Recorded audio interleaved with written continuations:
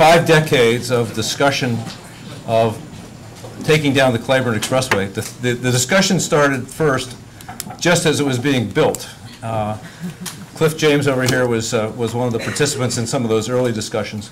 But this has been a conversation that has been picking up steam in the last few years, surprisingly for many of us, when it hit the UNOT plan through community participatory process, when it became a major factor in the publicity around the master plan. People started talking about, should we be taking down the Claiborne Expressway in New Orleans? I want to welcome you on behalf of one of the groups that's been talking about it. I'm Jack Davis. I'm one of the 4 co-chairs of the Claiborne Corridor Improvement Coalition, which is part of the New City organization, the New City Partnership. We have tried to advance the conversation by releasing a study a year and a half ago about restoring Claiborne in conjunction with the Congress for the New Urbanism, and we will be hearing more from CNU people this evening.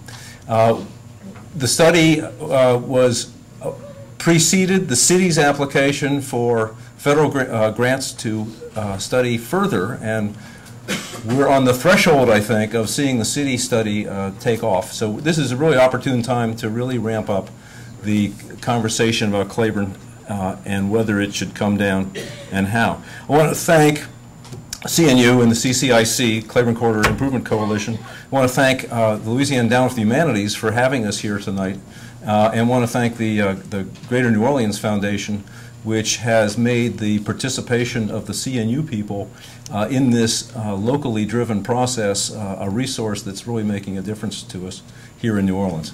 So to kick things off tonight, I wanted to introduce one of the city's leading urbanists, Council Member Kristin Palmer. Is one of the smartest people in the country on the subject of what makes a city work and how a local government can step in and protect it. Kristin is one of the great champions of protecting the urban environment and the viability and livability of the New Orleans landscape. So Kristin, please take it away.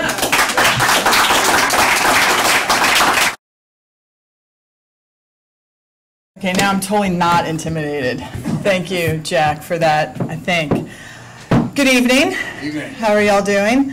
I don't know what I can add to it, so I'm going to add probably maybe just different, my perspective on how I got here and my whole feelings about the Claiborne Corridor. I just remember early childhood, quite frankly, driving down with my parents and then turning onto Claiborne, and then the sun's like immediately blocked out. And I think I just remember as a child thinking, like, how horrible is that? And I think we all feel that way when you turn onto Claiborne. I think that's just that emotive response that this huge monolithic thing elicits to us, that it's not human, and it's not really meant to have that human connection to it. And so I think as a child I felt that. In my 20s, I volunteered and then started working with Christmas in October, renovating houses for low-income folks around the city. And I worked. My office was on the corner of Race and Magazine Street. And I remember working with neighborhood groups all over the city, including in Esplanade Ridge and all over, but also watching the Lower Garden District fight to take down that on-ramp on Camp Street. And I remember what a battle. They started trying to take that down the day it was built as well. And I remember when it was taken down. And I remember what all of a sudden you could see the statue in the church that nobody had seen for decades. And I remember how human that whole scale then became on Camp Street. And I think now we can't remember, now when you drive down that part, you can't remember it any other way, because it feels real and it feels human. And so that's just something that's always stuck with me over the years. And so here I am on having the wonderful ability to serve and to serve this district, and I have this monolithic thing within my district, and something that I've always felt does not belong on multiple levels, right? And then we can also talk, and I'm sure we'll talk about it later, or people that are much more knowledgeable about it than me can talk about the inequities that it created in terms of racial equality and the economies of scale, displacing large groups of a middle class to other parts of the city, because this was built there. And so that's something else that we have to really take ownership of and acknowledge that when we have this conversation. So it was fascinating to watch this play out. Also in my history and doing the work that I've done over the years with community and rebuilding and working with neighborhoods, I also believe that anything that is sustainable has to come from ground up, right? And so that's why it's been so wonderful to see with timing and UNOP and all of this, the conversation that really started germinating, which started germinating, as we know, the day it was built, but even take more of a stride and I think more deeply discussed, and all of a sudden people saying this is a potential reality, because we are and we have been rethinking how we are rebuilding the city, and I think sometimes you have to tear down to rebuild, and this is definitely one of those examples. And so very early on, I was given the opportunity when this came about to provide a match grant out of my office because I felt so passionate about this issue. And so obviously we know that the wonderful thing is it was a grant for the Tiger II, and we know where we are now, and so now it's been funded, and we're waiting for HUD to release the RFP so we can start studying it, and we can do this in a thoughtful, scientific manner so that what we know and what we feel is best can be really put to paper, and people can also see that, yes, this in fact can be done in a manner that is thoughtful, in a manner that we know is not going to negatively impact traffic flow and other things like that. So that's really where I've come with it. In addition to that, I think it's valuable to note that one of the things that I was very passionate about when I came to the council, aside from community building and planning, has also been transportation. And so I fought very hard. I guess I didn't really have to fight that hard because not many people are really excited about transportation, but I got to chair Transportation Committee. That's what I really wanted. And so with that, we've been able to have a discussion at a deeper level because I've been able to use our Transportation Committee for educational purposes and really talking about how transportation is so important in bringing communities together, creating equity, and really creating good, sustainable development and multiple levels. And that's really why I'm so big into transportation. And we have this wonderful group that advises us that we created at the council called the Sustainable Transportation Advisory Committee. John Renee is here. He chairs it. We have people from all different disciplines across the city that basically help advise us in good planning and in good legislation on how we deal with transportation. Why is this important to this conversation? Because one of the things that we're working on right now that's coming to the council and hopefully will be voted on by the end of this year and hopefully passed is a complete streets legislation. And what does that mean? Okay, complete streets is when you redesign a street, right? You redesign it for all users. You redesign it for pedestrians, for vehicular traffic, for public transportation, for bicycles, for people that are disabled. It's actually a street for everyone. It's public, right? And that is really, so when we talk about this legislation and when it will be passed, it will rethink the way we look at our streets when we rebuild. And that's very important right now when we talk about a lot of the FEMA dollars coming to rebuild. So why is that important to this conversation? Because again, let's overlay this to the Claiborne Corridor. If you look at it, it's really not meant for the public in all modes of transportation, right? It's not meant for pedestrian. It's not meant really for public transportation. If you look at it, I'm looking at it from the street level. So what is it that we need for disabled folks? It's not very friendly for that. Bike paths. So how do we incorporate all of these things? And I think it's very important to overlay that. And so when we talk about this type of legislation, what we're trying to do is really make sure that when we think about things structurally as we move forward to the future, that we don't have something like this monolith happen again that's really not beneficial for the overall public. Also, and just on a side note, but before I finish up, I've worked for 15, 20 years also within those communities, Esplanade Ridge, St. Rock, Marigny, when it wasn't so great as it is now, and Bywater and these other neighborhoods. And, I've never had problems getting around. It's really fascinating to me that people have such a hard time visualizing. And I guess it's easy for me to visualize because I've always been on the ground in those terms. And so I know about North Galvez, I know about North Claiborne, Broad, St. Claude. Nobody can tell me that we don't have enough lanes on the street than up in the air. And so it's very easy for me, and I'm an impatient person. I don't know if y'all know that about me. And I can't get stuck up there because I only got 2 ways off, right? You know, you only get 2 off ramps. But when I'm on the street grid, I can take a right anytime I want to. If there's somebody going too slow, I can take a left. I can do whatever I need to do, right? I mean, that's really what this is about, too. And then about economic development, the more people on the street, the more cars on the street, the more businesses we have, and again, the more real it is. And if we look at the decline of businesses on Claiborne Avenue from once it was built to today, the amazing decline of the number of businesses is just very halting, and I think we all know why that is. And so, again, it is about economic development, and if you look at those communities down there as well, we do not have the same type of resources and the same type of economic development as other parts of this town, and there's a direct reason for that. And so, when we talk about, again, economic equity, then that's another reason why I think I'm such a huge proponent for this coming down, because I do know economic development will follow. I do know that smart transportation is economic development. And it's also, again, an equity issue. How is it an equity issue? Your top 2 expenses that for a household expense, your first one is housing, and your second one is transportation, okay? Depending on where you fall on a socioeconomic level, the higher percentage of your money goes to housing and to then transportation.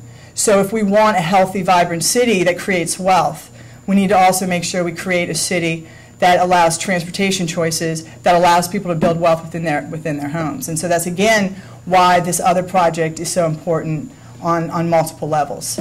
So that's why I'm here. I'm a proponent. I've been on record from the beginning. I'm going to, I think we're going to keep fighting for it. I'm very heartened by the number of people in this room. I'm going to assume all y'all are proponents. If not, you just want to know a little bit more about it. But it's very exciting. And I think anybody who has been to other parts of the country, I know we have another mayor here who's going to talk again a lot more intelligently than I on the success rates of these projects. But we can all think back to San Francisco and Embarcadero and when it's done in other parts of the country and other cities that have had this opportunity to take something down and then to revision and recreate something that's better. You know, it was so fascinating to walk in the back of the room and walk around and see all of these fantastic ideas of what can be created when you take something down. Because quite frankly, you don't have that many ideas for what's there now. The best we could come up with to make it look better was to paint some portraits and some murals on the poles. Right? I mean, I think that kind of says it all. But when you take it down, you just have such a better vision, and it becomes more human. So, thank you. Good evening. I'm John Norquist. I'm the president of the Congress for the New Urbanism. I'm also the former mayor of Milwaukee. I was mayor of Milwaukee from 1988 to 2004, and we removed a section of elevated freeway from the city of Milwaukee during that time. So I sort of went through the experience. I don't compare anything in Milwaukee necessarily to New Orleans or vice versa. Each city has its own characteristics, but anyway, I have some experience with that. Do you want to bring up the slides here? While Kate's doing that, I wanted to thank our co-chairs, Cliff James and Vaughn Fournier. Vaughn just got up, and Jack, and is the fourth one here tonight? Jim Kelly? I don't think so. Oh, Jim Kelly couldn't make it, but we had lunch with him yesterday. Also, former mayor of Charlottesville, Virginia, Maurice Cox, is here tonight, and he has something to do with this because the original, it was a very small but very strategic grant that went to the idea of exploring options for the Claiborne Corridor. And Maurice, where are you? Oh, right there. Okay, so you know, the National Endowment for the Arts, you know, you hear a lot about it. If you listen to public radio, they fund a lot of that kind of program, and that's all wonderful. But when they had people like Maurice there who's a former mayor and understands urban design. He's an architect. And he heard about what we wanted to do and what the local people in the Tremaine neighborhood and so forth wanted to do. He jumped at the idea, and that really made a big difference. So if you get a chance after the meeting, give Maurice a handshake or a pat on the back.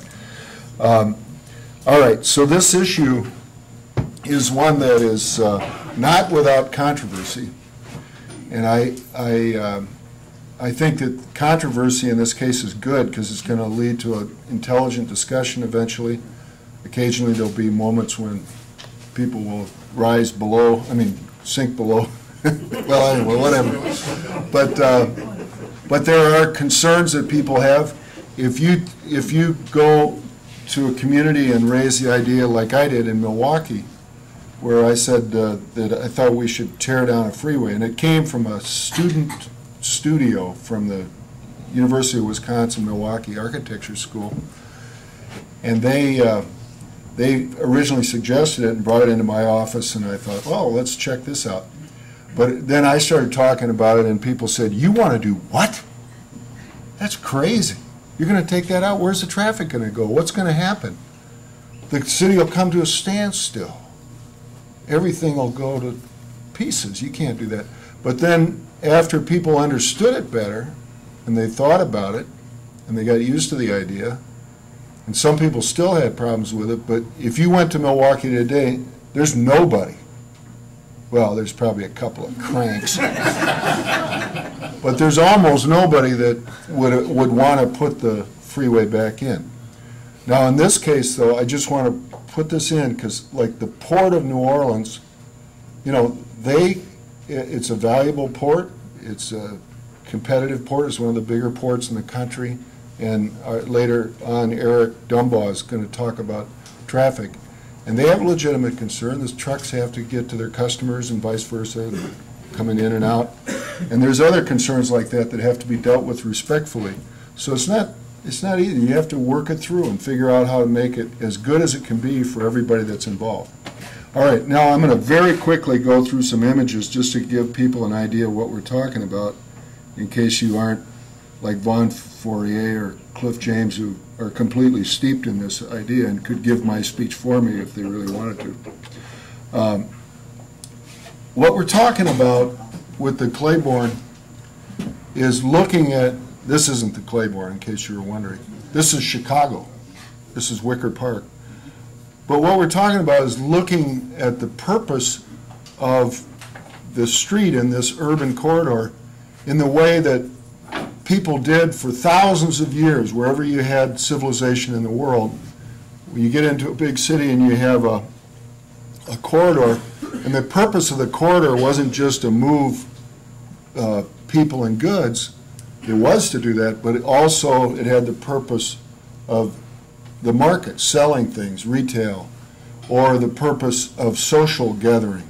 And that's what a street does. And any great street in the world that you go around the world, whether it's Michigan Avenue in Chicago or the Champs-Élysées in Paris or the Lindenstrasse in Berlin or Mexico City where my relatives live, my sister and brother-in-law.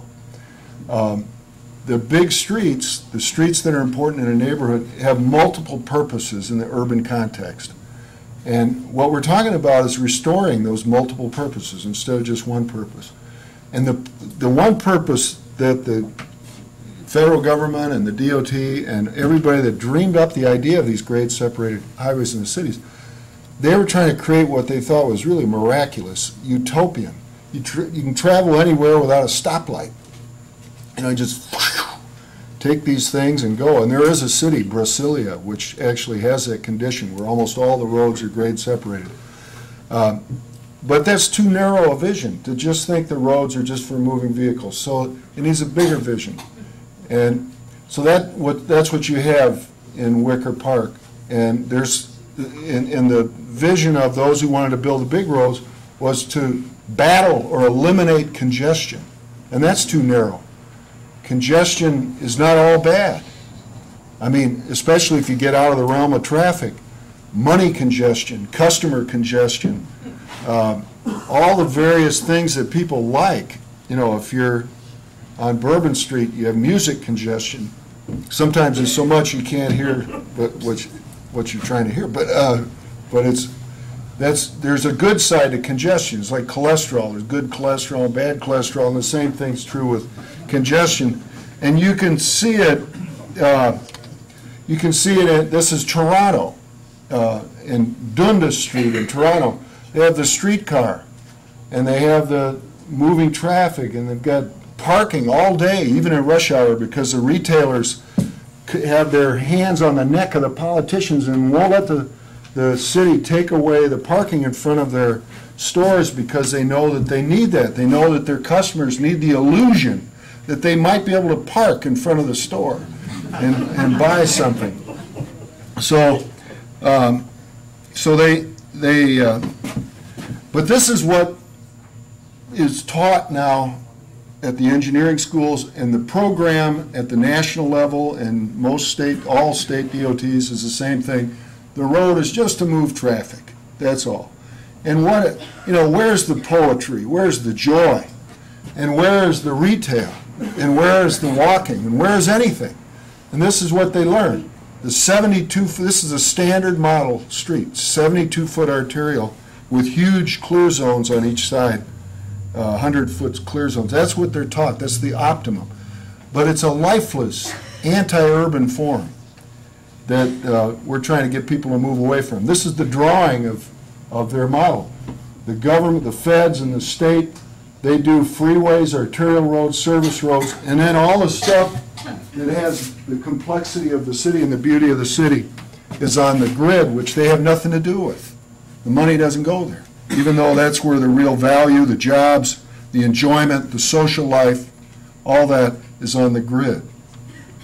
So at CNU, we've worked with the Institute of Transportation Engineers, which is the professional group for traffic engineers, to change it in the urban context to revisit things. So instead of just grade-separated roads and these anti-urban roads, we go back and rediscover the street, the avenue, Claiborne Avenue, the boulevard, all these forms that were sort of lost, and the network, the street network.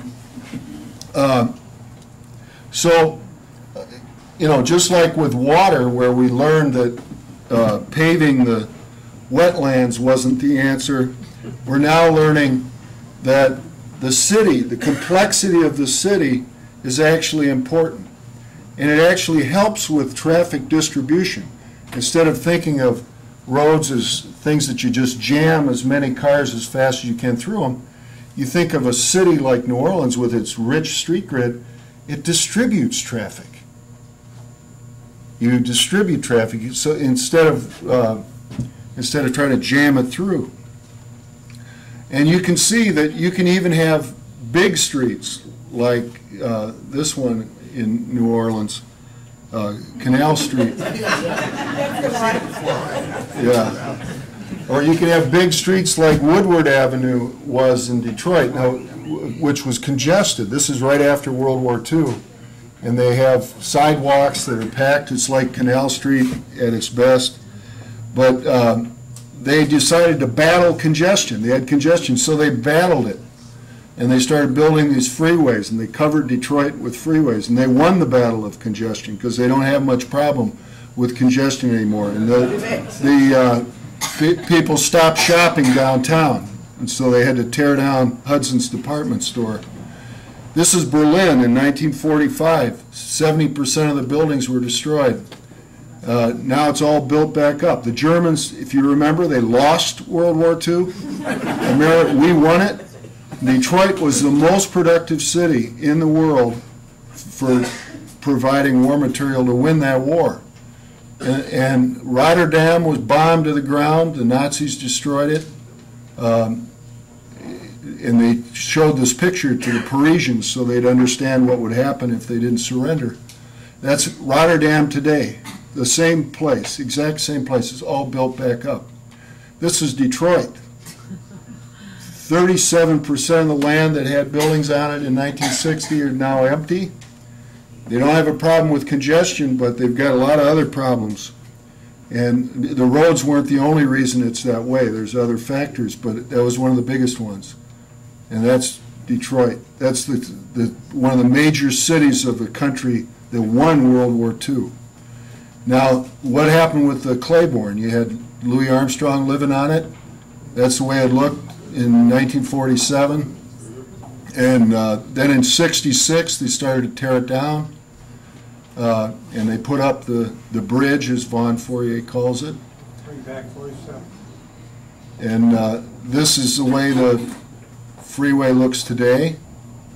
And this is how it could look. David Wagner did that drawing with some help from other people as well, pushing his pencil. But the thing is changing now. There's nobody really building these roads in cities anymore. And you know what that means? That means that if they're not building them new, then when the old ones come due, then you have to either rebuild them or tear them down. And some of them get torn down. This was the West Side Highway in New York on the west side of Manhattan. It fell down in 1975 and was replaced with a street. And it opened up the views of the Hudson River. Everybody loves it. There's nobody advocating putting it back. The Embarcadero, the earthquake hit it. They took it down. Everybody loves it. And the traffic distributes better. The majority of trips actually got shorter in terms of time after the freeway came down. In the South Central Artery in San Francisco, same thing. It's now the a boulevard instead. And in Milwaukee, we did the same thing. But the most dramatic of all, and this is one that has to do with elected officials and how they can deal with these things. This was built in the Seoul, Korea, right after the Korean War by American tax dollars. And they took it out, and it is now one of the most vibrant places in Asia. And there's a guy who did it. He was mayor. See how happy he is? That's what happens if you do the right thing. And not only that, he got elected president of South Korea. And, you know, New Orleans is a great world city, world reputation. This is Paris. And that's the Autoroute Pompidou. They're removing it. They're taking it out. And that's on a Sunday where they just, you know, went out and put the temporary thing. But they're removing that now. So anyway, here's Jan Gell, who's coming to our meeting. I had to promo that at the end. And we're meeting in West Palm on May 9th through 12th, if any of you are interested. I just want to close by saying this is a very tough issue in some ways, but it's a great opportunity for New Orleans to add value and to make up for a wrong that was done back in 1966 when a neighborhood was torn apart by what I think was an unnecessary intrusion of that road. But it's something that good citizens of New Orleans need to address and get into. The opportunity is there. Now, people may come up with reasons why it shouldn't happen, and maybe it won't happen. I think it will, but it's really important to engage and think this through seriously. It's a great opportunity to add great value to the city. Thank you.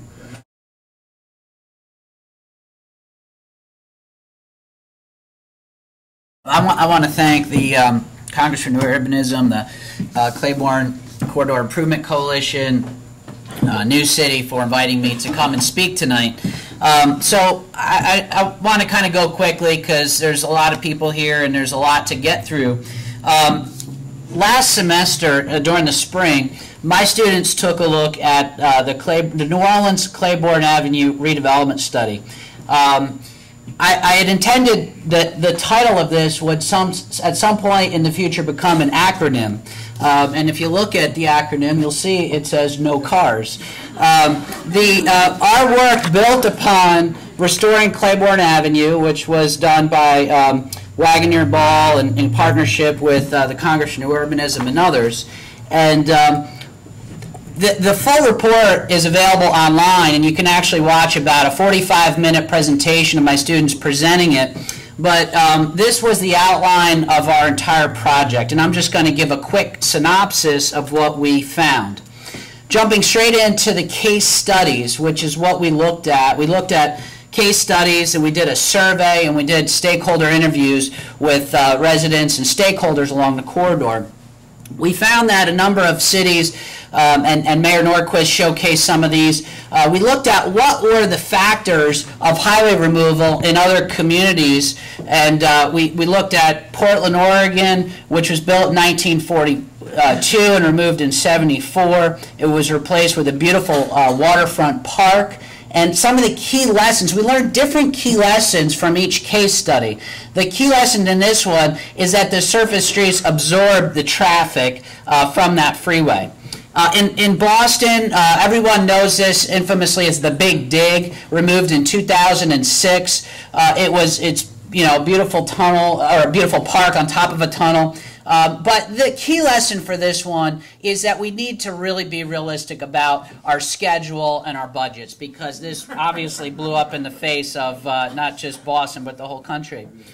Certainly in Milwaukee, Mayor Norquist talked a little bit about this, replaced with mixed-use development. A key lesson, I think, not only is that it reconnects the street grid, but in all of these cases, in particular, I'd like to point this one out, is that it takes leadership. It takes a key champion to make this happen. And I really believe that that key champion really does have to be, the chief executive leader of the community, which is the mayor, has to buy into the project. So we have some work to do, I think, to convince Mayor Landrieu that this could work, and I'll share some thoughts towards the end about that.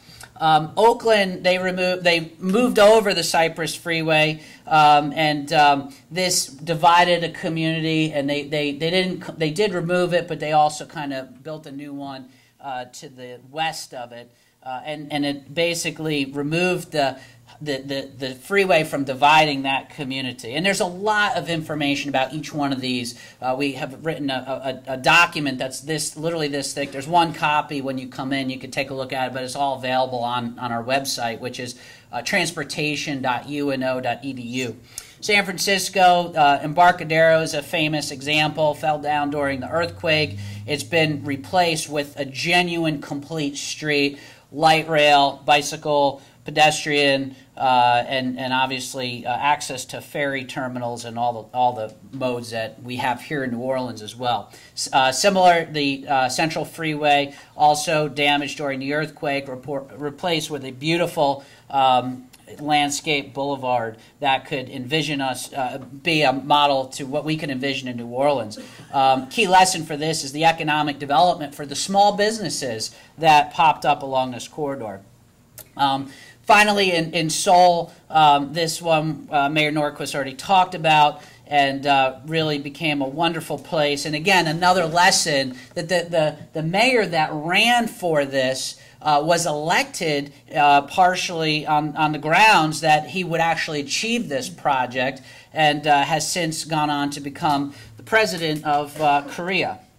So some of the key lessons is the concept, and I'm sure Eric will talk about maybe the concept of induced demand for automobile traffic. Basically what that means is that when you build a highway, more people will use the highway, and we found that when you remove a highway, which is either maybe a segment that is redundant, in our case the Claiborne Expressway is redundant to 610, or a spur, which some of the other communities, I think Milwaukee's was maybe a spur, the concept of induced demand does work in reverse, where you can literally see traffic disappear because people shift modes to other forms of transportation that are more sustainable. And I mentioned the idea of connectors versus spurs. That was a case in a lot of these situations where these were freeways that had redundant traffic, redundant systems in other parts of the region, like 610 provides more redundancy for Claiborne. As a matter of fact, if you're traveling from east to west, it's actually quicker to drive along 610 to go from east to west than to come down around along the Claiborne Expressway. Private development's a key lesson. We notice a lot of private development in response And the 30 to 50-year lifespan of freeways, we're getting close to the end of that. Citizen action, political support, all of those things we've kind of mentioned. I won't go into too much more detail on that, but there will be some disruption to the area like any major construction project, and that also needs to be considered throughout the whole planning and implementation process. We did a survey, and I want to briefly talk about some of the key findings from this. We didn't have any money to do this work. We used the internet and social media, and we got 836 volunteer responses. I don't claim that this accurately represents the city of New Orleans as a whole, but it's a good first step, and hopefully when the Sustainable Communities grant, maybe they'll use some of the money to do a bigger survey that will more genuinely reflect the community. But what were some of the key findings? Because regardless, having that many people respond to a survey, the findings were quite astonishing. 58% supported the removal, only 16% were opposed. But what I found more astonishing was that only 28% of drivers who use the expressway 4 or more days per week were actually opposed to the removal. And 82% of the people predicted that removing the expressway would foster community, economic and community revitalization. We also looked at some of the perceptions of the area. We asked people, do you agree or disagree with these statements? And certainly most of the people either somewhat disagree or strongly disagree that the area is really not safe and inviting. The area does not really offer much community facilities that are attractive, and there's not a lot of parks and open spaces to utilize in this area. That could all change with a project of this magnitude. People don't really shop in the area, don't really eat in the area, and they don't drink in the area. Now, granted, most of the people that filled out our survey were students at UNO, students that lived uptown, and people that are networked in with those communities. But Claiborne is in the heart of our community. Why shouldn't students at UNO and students at Tulane, students at Loyola, and the people that are friends and family members and networked in with those 850 plus people that filled out our survey, why shouldn't they go to the heart of our community to eat, shop, and drink? They should go to those places, in my opinion. The freeway removal, we asked, well, do you think it'll result in higher property values? And certainly most of the people agreed with that. But then we asked them, would it result in fewer housing options for lower income residents? And there was more of a feeling that it wouldn't really do that. And I think that's because the area is so blighted, it's so bad right now in the sense that there's so much abandonment, there's so much vacancy in the area that there could be options for more affordable housing, there could be options for more mixed income uses. We did ask a couple questions about what are some of the successful elements to revitalization. 67% found that bike paths are very important. 87% thought that sidewalks were very important. 56% said light rail and streetcars are very important, and 63% said that they'd like to see a wide neutral ground with trees. Some of the concerns, commuting time impacts. We asked people, are you concerned that the removal of the Claiborne Expressway will increase your commute 10 minutes or more? And 19% agreed and 14% somewhat agreed, but 44% disagreed with that and 8% somewhat disagreed. And clearly 1 to 10 minutes, we see similar patterns in those responses. I'll kind of close this out with a synopsis of some of our stakeholder interviews. We interviewed a bunch of people, different community members representing different groups in the community. Some of the key economic impacts be summarized by Keith Scaramuza, who's a resident of Treme. He said right now the downtown economy stops at Claiborne. That's not a good thing. Commuter impacts. A resident from New Orleans East, we had some people that are concerned about the potential traffic. She said that with the expressway, traffic is heavy. Without the expressway, it could only get worse. So we do need to have some good studies done on traffic impacts and how that would work. These are legitimate concerns, and these need to be examined. And fortunately, we have the money now from the federal government, and the city will soon be releasing an RFP to begin to look at these issues. So we can explore those. Social and cultural impacts. we found, and Kurt Weigel, President and CEO of the Downtown Development District, said that removing the expressway alone will not heal the wounds of the neighborhood. It has to go beyond that. And finally, our recommendations and conclusions. There's transportation implications, there's economic implications, and there's community impacts. I'm not going to go into all those. You're going to have to read the report.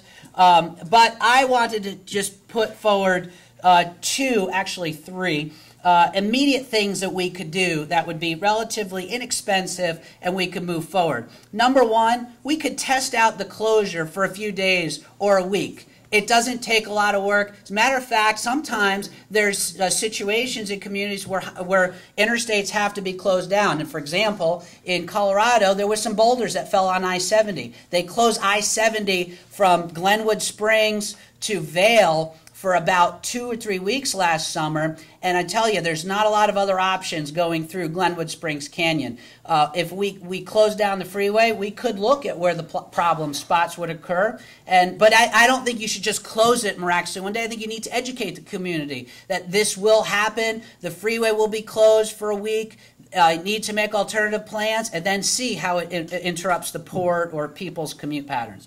A good friend of mine, Joe Cott, who is in the Bay Area, told me that a citywide referendum was conducted about rebuilding freeways or tearing down the freeways there, and it won with overwhelming support in the city of San Francisco.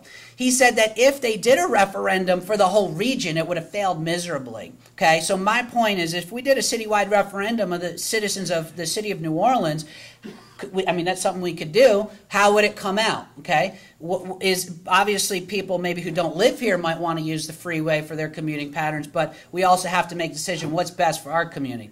And the third and final point is that maybe, you know, I think a lot of us want to give Mayor Landrieu the opportunity to have 2 terms, and I think that's a good thing. He's got a lot of work on his plate, and he's digging deep and moving towards that.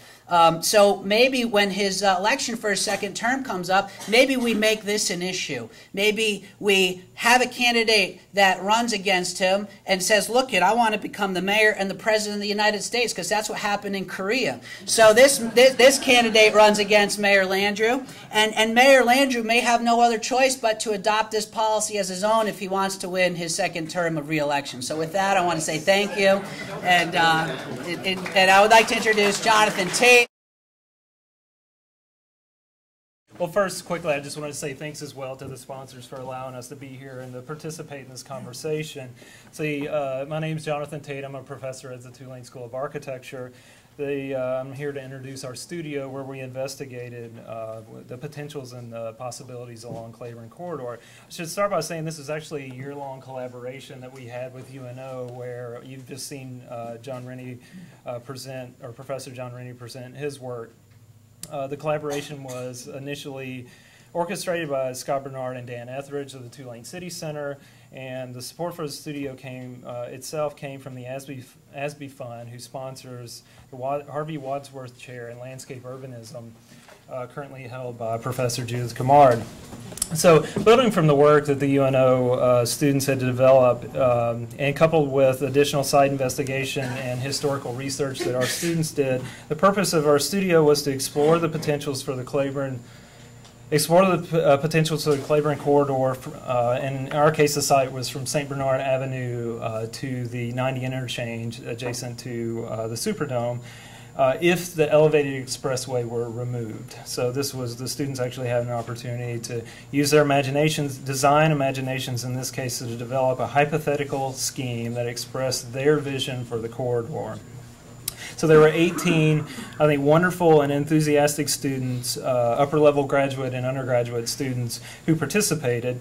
Let's see, most of them are here tonight in the back of the room, so I'm actually not going to spend too much time talking about their proposals themselves, because, as you know, they're in the bag. But I will go through a few of the, or at least walk through a quick synopsis, let's say, of the investigations. Some of which I'd say are realistic, others not so much, but still worth looking into. So what you'll see back there, essentially, and pardon me as I read here, the new potential uses and programs for the neutral ground itself, like drive-through outlets, market and formal gathering areas, even a gateway for St. Louis Cemetery No. 2. The addition of park and recreational spaces, as seen in one bold proposal for a large sports park adjacent to the Superdome, utilizing the area left over from the removal of access ramps. The formation of public spaces within the adjoining blocks for the expansion of existing businesses. Reassessing the connection over Claiborne between the divided residential neighborhoods and other commercial zones like the medical district. Redistricting the entire corridor as a descriptive landscape that helps shape new institutional uses. Using the whole length of Claiborne Avenue, in this case from St. Bernard Parish all the way to Jefferson Parish, as a transportation corridor, and using points on our side as a location of a hub. Leaving parts of the structure in place, in fact, to honor current cultural uses and also facilitate new spaces and uses. The recycling and repurposing of the interstate itself, or the structure and pieces of the interstate itself. Using the corridor as a gateway to important institutional and cultural buildings within the adjoining neighborhoods, and more exploratory schemes that suggest the remaking of the corridor as a wetland waterway, eliminating traffic, in fact, in this case, or using the area more imaginatively, perhaps, as a new amusement zone. So anyways, these are just a few of the things that you'll see back in the bag from our students, and I just encourage everyone to grab one of them. They're all standing there in the rear, and ask them to explain the work. So thank you.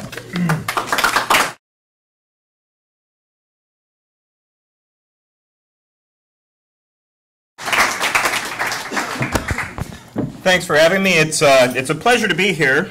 And I think part of the reason they asked an out-of-town speaker to come in, if this goes awry and you run me out of town, I'm leaving anyway.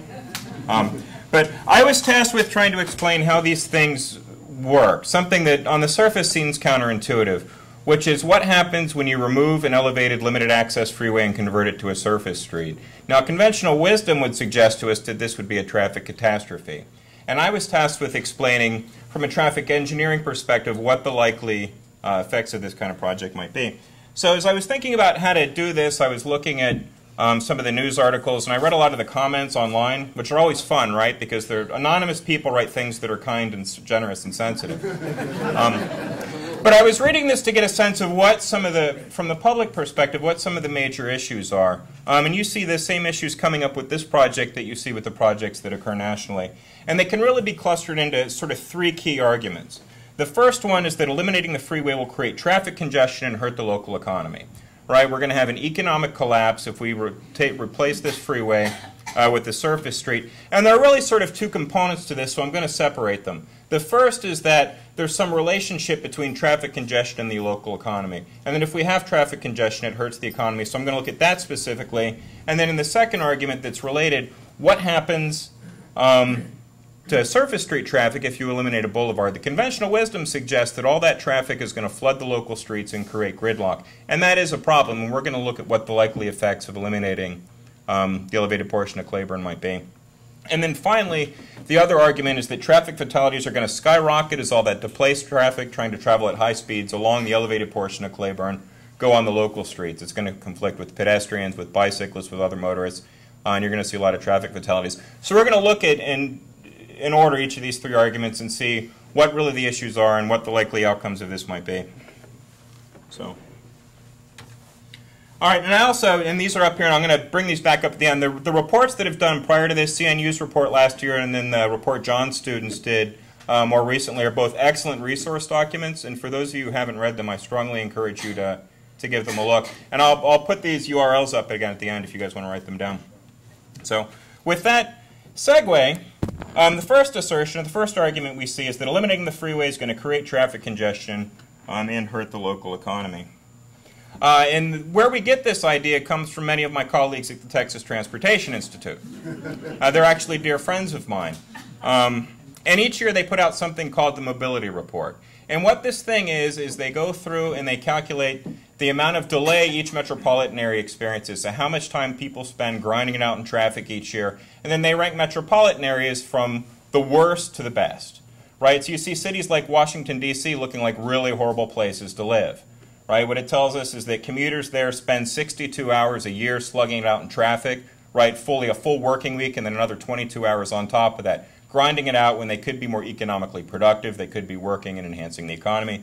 They also go through and figure out how much fuel is consumed, right? How many extra gallons of gas are consumed while people are sitting in gridlock and what the costs of that are.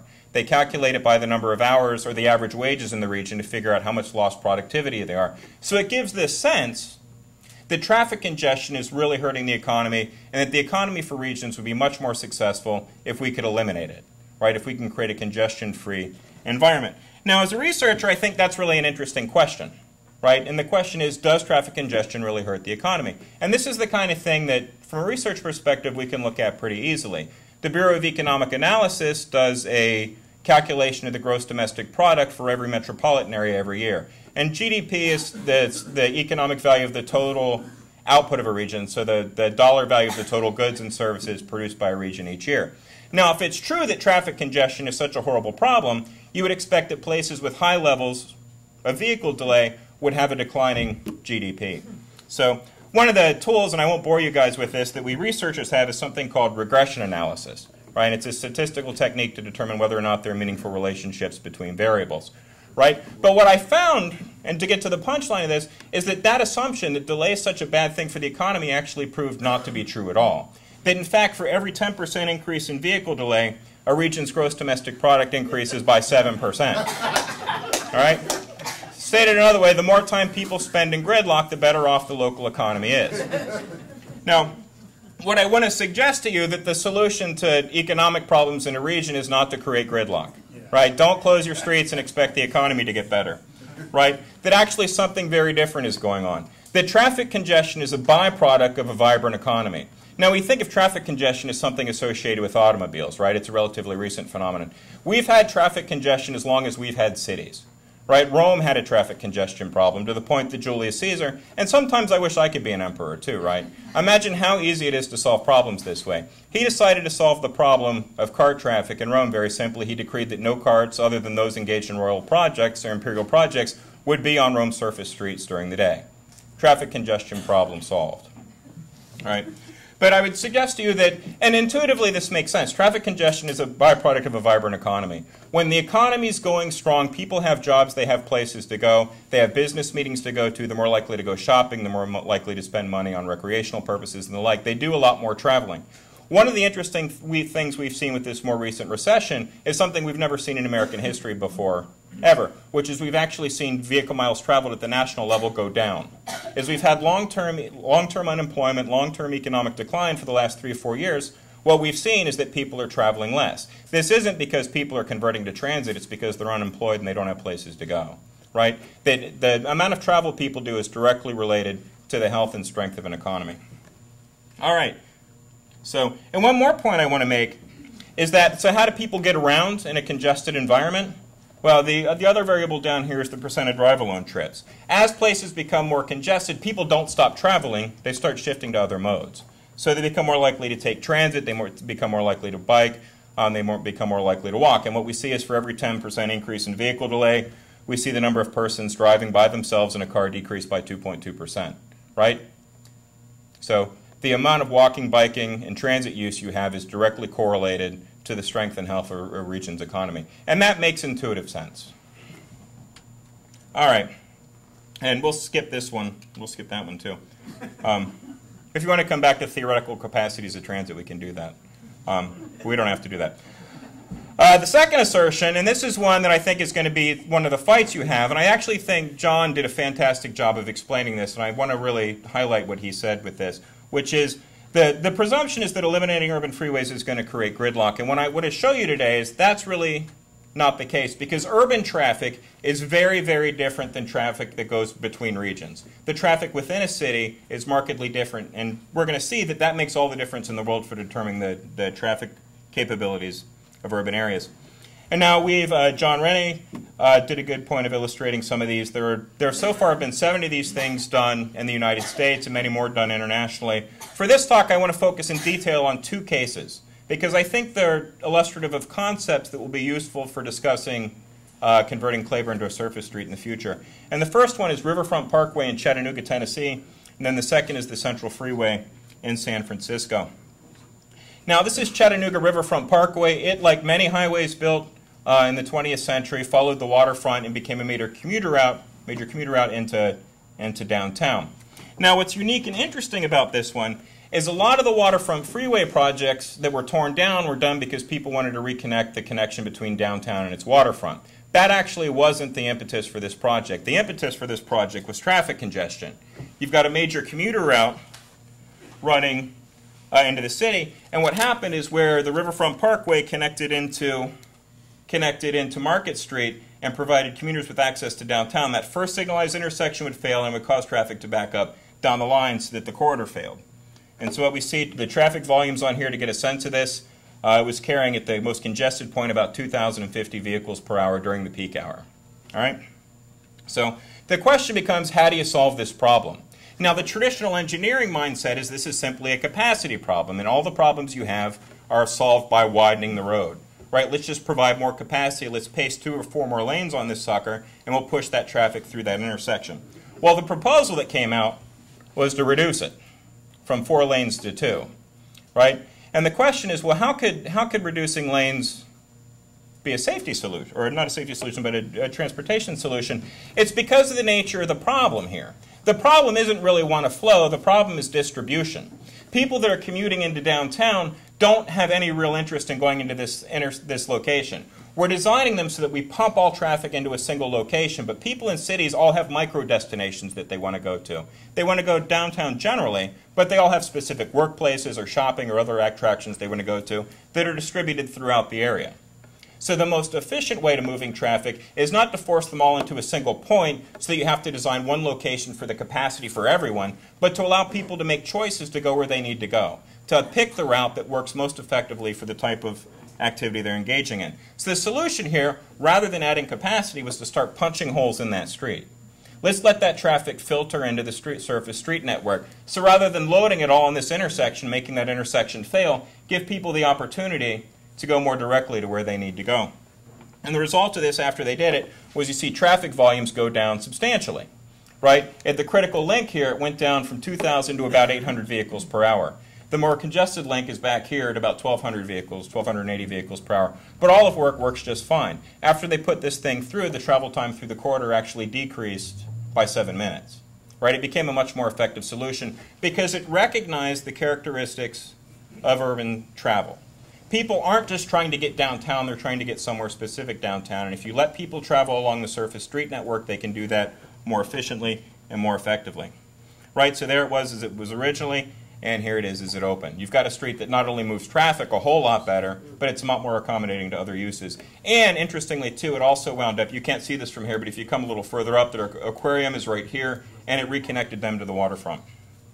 All right?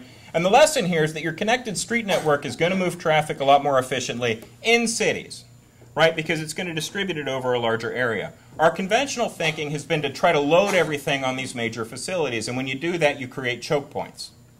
Right? And those choke points are what makes urban travel and freeways so difficult. If you distribute it over a network, even using the same number of lane miles, you get much more efficient travel because that traffic is allowed to diffuse. And if any one intersection gets overloaded, people can do, as was mentioned earlier, just diffuse off to other links in the network. The whole network works more effectively this way.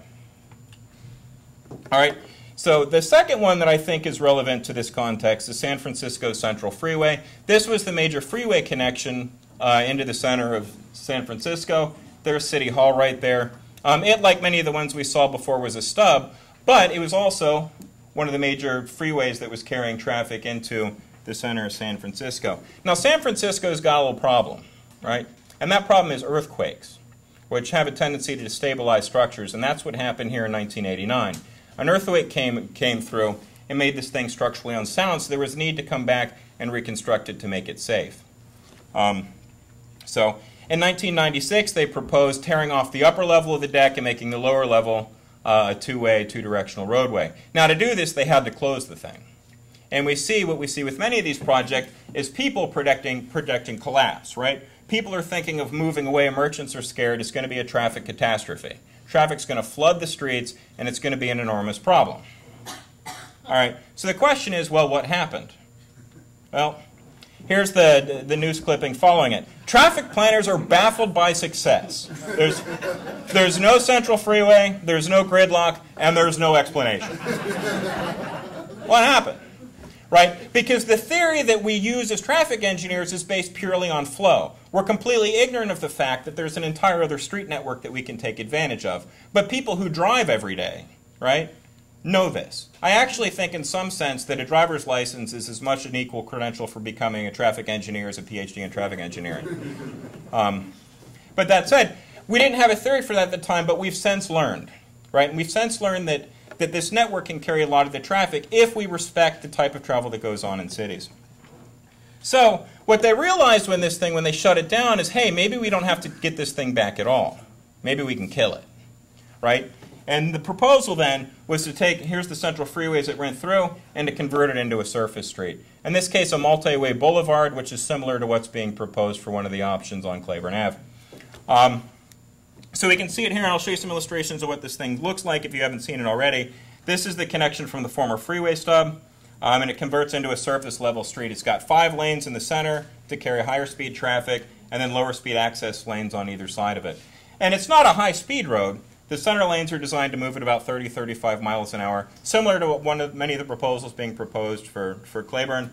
And then the access lanes tend to move at closer to 10 to 15 miles an hour. But the nice thing about those access lanes is they allow you to both have a traffic conduit as well as a pedestrian-oriented area. And here are some CNU folks wandering through the access lane. It's pedestrian-friendly through there because the speeds are accommodating to those activities and good for businesses. And then they recognized in this one, and this was Elizabeth McDonald, who's over at Berkeley, that designed this thing, and it's a pretty good design. They respected the fact that traffic distributes through the street network. Right? So by the time they get 4 blocks up, they can take the through-moving part of this and actually convert it to a park. And you can see the park right here. So that's how this thing works. Now, how does it perform in traffic? You had 76,000 vehicles running on this roadway before it happened. It's got about 44,489 going now. It operated at about level of service D during the peak period before it happened, and it's operating at about level of service D now. All right? The major difference is instead of just having a crappy roadway that operates at level of service D, you've now got other amenities. And in this case, it helped revitalize Hayes Valley, which has become one of the more affluent and sort of shishi neighborhoods in San Francisco. So what they were able to do was take an area that was blighted and bring it back to life. So you might say that's all fine and good. This is in either Chattanooga or San Francisco. Right? So what about traffic on Claiborne? Well, first of all, and this was brought up before, and it's important to illustrate this, this is not, in terms of interstate travel across the country, it's not a significant route. Most of the traffic that's actually trying to bypass New Orleans doesn't go through this route at all. It has no business here. It bypasses on 12. Right? It's a difference about 23 miles. 85 if you go over, 108 if you go down. So most interstate traffic isn't bothering to come down I-10. It's going along 12 already. Right? And to get a sense of the significance of the project we're looking at, I just lit it up, but you can't see it because it's so small at this scale it'll put a circle around it. Right? That's what we're talking about, to get a sense of the scale of the thing. Which isn't to say that the roadway is not regionally significant. I-10 is a regionally important roadway, and we have to respect its function within the region. So what is traffic doing through here? If you look at the distribution of traffic through this area, traffic trying to bypass New Orleans doesn't need to use it. Right? It skirts over on 610. That's the purpose of 610 and continues on east or west. Likewise, folks coming down from Gretna to the south and trying to head west don't need it either. Port traffic trying to head west doesn't need it. There are really 2 critical movements that I would argue need to be considered here. The first one is port traffic wanting to go east. That's going to take, we met with the port folks this morning. It was actually a really illuminating conversation. This movement needs to be accommodated. The second one are folks that live in East New Orleans and want to commute down to Gretna and further south through New Orleans. So those are the 2 movements that need to be accommodated. But those are the 2 critical ones. So with the traffic, what we saw with some of the other roadways is about half that traffic was shut off the roadway when the street network was connected. What's interesting, and this is from the New Orleans regional model, is that actually only about half of the traffic coming through this corridor is actually destined to the interstates on either side of it. Fully half the traffic is actually trying to diffuse into Tremé or the French Quarter, or perhaps further on, about a third of it heading to downtown. Most of this traffic actually has micro-destinations here. It's only about half the traffic that's trying to push out at either end. So that's functionally the through-moving traffic on this corridor. So what are the traffic volumes on this one? Now, the CNU report, when they did the analysis, and I wasn't part of that, they assumed that traffic would reduce by half, and I think that's a correct assumption. But that's not going to convince anyone. Let's assume we have to handle all the traffic on this surface street. Let's pretend that none of the traffic disappears. What's the volumes we have to handle? Well, the critical link, all the freight traffic heading east on I-10 is going to be connecting up right there. Likewise, all that eastern commuter traffic coming over from East New Orleans is going to go through right there. Currently, you had about 82,000 prior to Katrina. After the storm, we're carrying about 51,309 vehicles per day. So what I'm going to suggest to you that the critical volume that we need to figure out how to address on the surface street is 51,309 vehicles. So the question then, what if we converted it to a 7-lane surface boulevard, which is one of the proposals that has been brought forth in the CNU report? What would the traffic impacts of that be? Well, the other night I ran a couple of models on this to get a sense of how it would perform. I assumed the full 51,309 trips, though I don't think that's the actual volume. I think it'll be less than that.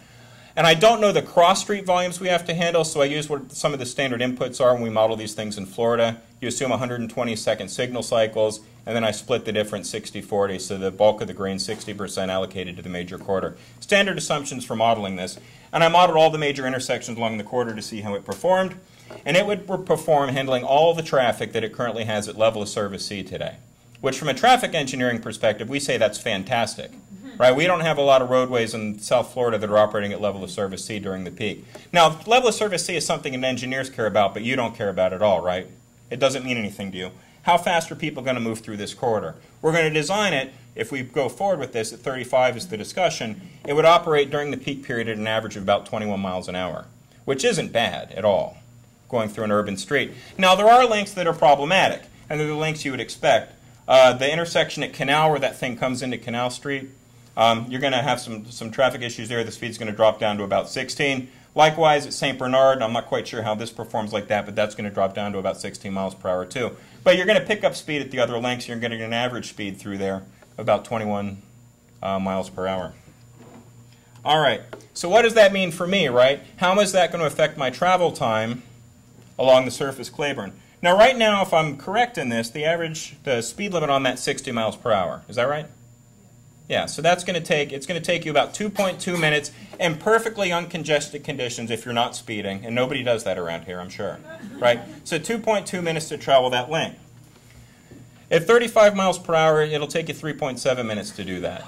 So we're talking about a difference of 1.7 minutes, right? But let's assume it operates at free flow 60 miles per hour during the most congested period of the day compared to the most congested condition that we're proposing here. You're looking at about a 21 mile per hour travel speed. It'll take 6.25 minutes to get through there, so about 6 minutes, 15 seconds. The difference in time we're talking about going from a free flow elevated roadway to a surface boulevard is 4 minutes, right?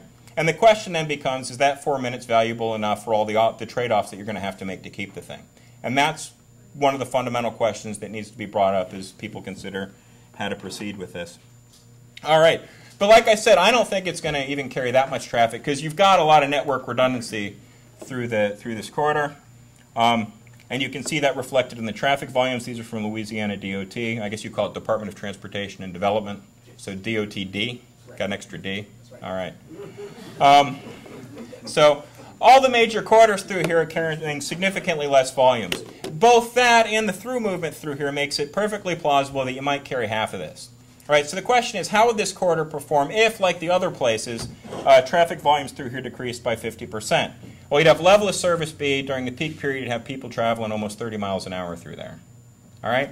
And what if, and no, well, let me skip that. What if, and nobody's proposing this. I want to make that clear. I'm the only person that's proposing this, and I don't think you're going to do it. But what if, right? What if we brought this thing down to a 5-lane road? Right, brought it down to an urban avenue. This is Coronado, California. A freeway connects in, and it becomes a surface street that becomes the main street of the town. What would the traffic be at the 50% volume if we converted it to a street like this? It would still operate at level of service B, and you would have an auto speed during the most congested period of the day of about 26 miles an hour. You can handle it, right? The street can handle it. Surface streets can work well. You just have to get the intersections right. Hurricane evacuation, I want to mention this briefly because this is one that came up several times today and it's an important consideration. Now, the elevated portion of Claiborne is not a hurricane evacuation route. It's not designated that. But that doesn't mean, as was seen after the storm, that it doesn't have a significant role in a hurricane event because it's an elevated structure that people use to get out of the floodwaters. So this is an issue that may be considered. And something that came up that I thought was interesting in the discussions was keeping a portion of that, both as a legacy to what was there, both as a place that people could play music under, as well as sort of a place of respite if there's a flood. So there's some discussion of that came up. And that might be worth, I mean, there could certainly be some very clever design solutions that can make that palatable, but not the whole thing, some segment of it. All right. Here's the other one, and a lot of my work has dealt with, this starts getting to more, these are high planning level stuff. I do a lot of design level stuff, and we're getting into that now. So traffic fatalities, this assertion I saw made, traffic fatalities are going to skyrocket as displaced traffic from Claiborne floods the local streets.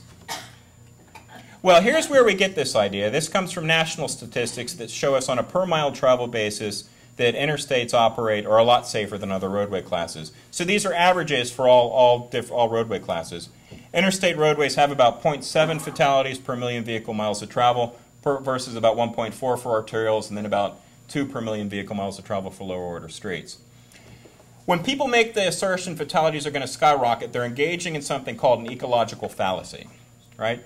It's an error of reasoning that says that the attributes of any group well, let me rephrase that. Any individual is going to have the attributes of the group as a whole. So the argument is that because interstates on the whole are safer than other roadway classes, every individual interstate is going to be safer too, right? But there's actually a lot of variability in the safety effects of different interstates. Some are more or less safe than others. And there's one way to test this assertion, right? Is there going to be a horrible problem? Let's look at the safety performance of I-10 Claiborne right now and compare that to other local streets. So I grabbed fatal crash statistics from 2000 to 2009. And what you have along this roadway is 18 fatalities on I-10, and I normalized that by a million vehicles miles of travel. This thing has about 2.75 fatalities per million vehicle miles of travel, 4 times the national average for interstates. This is a dangerous road, twice as dangerous as any surface as an arterial, which is one of the things that was proposed to convert this to. This isn't a safe road, it's an incredibly dangerous road. And it's an incredibly dangerous road because it's a mess, right? It's trying to do too many things and it does them all poorly, right? And those things are, first, you've got a lot of weaving movements as people come in and out the ramp. You've got a lot of people using the lower portion and trying to cross the lower portion, pedestrians, cyclists, and the like. It's a dangerous road. But that doesn't mean that converting it to a surface street is going to be safer. The only way to do that is to look at a surface street that's similar to what that's being proposed to put forward and look at its safety performance. Elysian Fields is one that has design characteristics that aren't dissimilar to the former version of Claiborne. How does that perform? It had 2 fatalities over the same time period, right? And the observant person might make the note that, well, hey, sure, it only had 2 fatalities, but it carries a lot less traffic. Well, let's normalize it by a million vehicle miles of travel. It has about 1.57 fatalities per million vehicle miles of travel. The average for an arterial, and about half the rate that you currently have on I-10 Claiborne. Right? But I would argue to you from a safety perspective that the real thing is the total numbers. 18 fatalities is 18 dead people, no matter how many miles they're traveling. Right? And you want to go for that safe roadway. And I won't get into this. I'll conclude with this, because as you go forward, you're going to want to deal with the design elements of this. This is all high-level planning stuff. But if you get the design right, you're going to get a much safer roadway. A lot of my research has looked at how livable street configurations work. Per vehicle mile traveled, what I found is that you get the complete elimination of fatalities. You can't even model it because there are 0.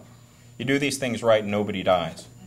Here's what's interesting too. You can actually get significantly fewer total crashes. Right? Not just crashes where people are getting injured and killed, but total. Fewer fender benders, fewer side swipes, fewer people bumping into parked cars. Crashes go down if you get the design right. So we'll leave that. Hopefully that will be an issue that comes up for you guys later as you're trying to figure out the right way to design this. So with that, I just want to conclude again by giving you the links to these studies because they're both really excellent resources, and if you've not read them, I would strongly refer you to do so. With that, thank you.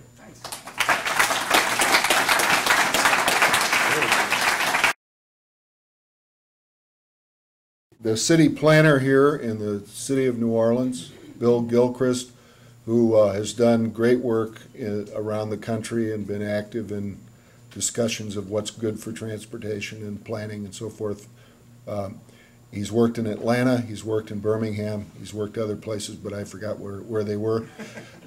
Bill Gilchrist. All right, thank you very much. And now I'm working in New Orleans, so that's right. All right, good evening. It's very great to be here, and I have the opportunity to be the first responder to what's been presented here tonight. But I want to talk about the project, then I want to put it in a little larger context, and then maybe lay out where I think we're moving forward with this tremendously transformational opportunity we have in the community.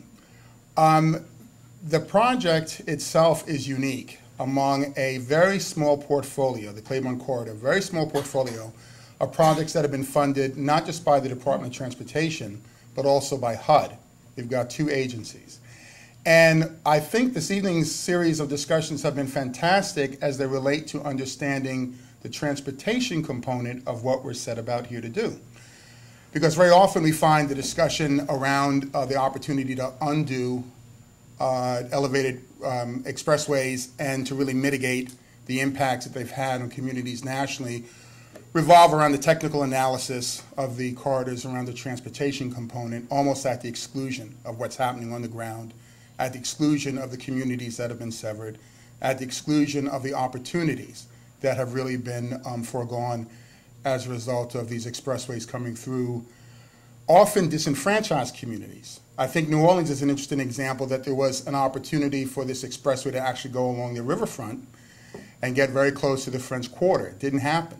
So then what was the alternate? To come up and come through communities like Tremé. So we're really dealing with an issue of social equity here in terms of looking at this project, and I don't want us to lose sight of that as we also engage the technical considerations of how this project is going to be analyzed and move forward.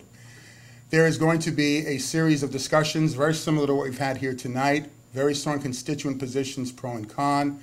But I think what's going to make this an unusual exploration is that we're really set about making some major moves in the community in addition to looking at the transportation impact of this elevated roadway. They're going to go hand in hand.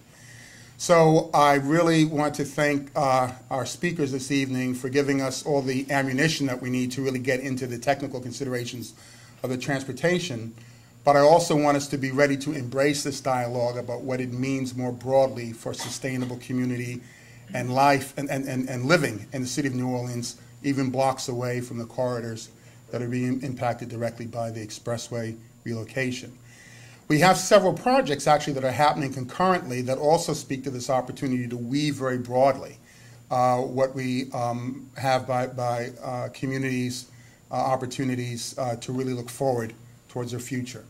We've got the Choice Neighborhoods Initiative that has been awarded to the city, and that is going to be bound by Rampart Street, by St. Bernard, by Broad, and by Tulane, essentially landing almost square on the heart of the Claiborne Corridor analysis, what we're doing in this first phase. So we have a chance not just to look again at the impacts as they relate to the transportation, but also to see how this project is going to dovetail into our opportunities to look at the reinvention of Iberville, to look at the enhancements that we can bring Greater Tremé, and really see how the transportation impacts and land use opportunities through the Claiborne Corridor study dovetail with that initiative. We have the Leafy Greenway project, which is well underway. Many of you have been actively participating in that discussion with the public meetings we've been having the last several months. And the Claiborne Corridor crosses at a very crucial point where the Lafitte Greenway is really establishing its trailhead down in Iberville, just north of the French Quarter, and how all of that ties together as almost a 90-degree axis across the Claiborne Corridor, moving 3.1 miles up towards Bayou St. John, is going to be a vital consideration in the study as well. So the point is that we have an awful lot going on. I mean, even though we have focused on this one project this evening, we're doing it in the context of much, much activity that's going to be transformational for this city. And again, much of which is going to focus around the opportunities to reinvest and reinvent communities that have often been disenfranchised through large decisions being made about transportation and other public policy. This is going to be a great springboard, I think, to limber us up. It was mentioned earlier that we're at the point of releasing the RFP, the request for proposals for the Claiborne Corridor. And over the next several weeks, we should be letting that hit the street. And what we're going to be looking for are firms that really appreciate the breadth of consideration. Again, the transportation discipline. And I want to express my appreciation to Eric's presentation because he really did get in on some of the technical aspects that often are restraining the decisions that allow us to move forward with relocation of these structures, and to really get us conversant in some of the dialogues that we're going to have in our public meetings with the consultants that are expert in the transportation component. But they're going to have to work seamlessly with the consultant team that also appreciates the sustainable community aspect, the investment around business and economic and culture, the connectivity that we need to achieve across the areas that have been divided by the infrastructure investment by the elevated expressway. We're going to have to really weave this discussion seamlessly in order to come up with the best alternatives for consideration by DOT when this project is done. And we're all going to look at several alternatives. It's not going to be just one size fits all. I mean, this is a very complex area when you look again at the land uses that it traverses from the medical district over to historic Treme. When you look at the other investments that I mentioned before that we have going both at local and federal level, we really need to look at some options. And we hope at least to have 3 different considerations. Hopefully more than one will look at the removal of the elevated expressway as well. But this is going to be a vigorous discussion and look at many different options that we have for reinventing this community. And I also want to thank Tulane University for having invited me to participate in the jury for the students' work this past semester. And if you ever get stuck as a professional, there's no greater way to release that logjam, I think, than to get in front of a bunch of bright kids who really are on their game in terms of examining a tough issue. There are a lot of very great ideas back there, and I think we had some cities mentioned before. Chattanooga was cited in terms of what they did with their elevated expressway along the river. And much of that city's progress is owed to the University of Tennessee office in Knoxville, Stroud Watson, who ran that studio. The Tennessee Aquarium idea really came out of that student exchange that he had in his office about what to do with that part of town, given all the other opportunities for realignment with infrastructure and with public investment. And I think we'll continue to get a lot of great ideas as this project moves forward from the university as well, and from the student body and the faculty leadership. But this is really going to be a dialogue about the community that's impacted directly, about the community that is going to be impacted regionally. One of the real challenges we are going to have is framing this debate around regional interests and our local interests. But I again want to stress that this is going to be a lot more than just a technical conversation around transportation impacts by the numbers. This is going to be a great opportunity for us to continue the dialogue that you have vigorously started about how we really reclaim our history and reclaim our destiny in this remarkable city and this remarkable section of New Orleans. So I'm going to open it up. I guess there'll be Q&A directed to everybody. But again, I want to thank all of you for being here tonight, for really, again, kickstarting our conversation about this project as it moves forward, and look forward over the next year and a half to really engaging this to a conclusion.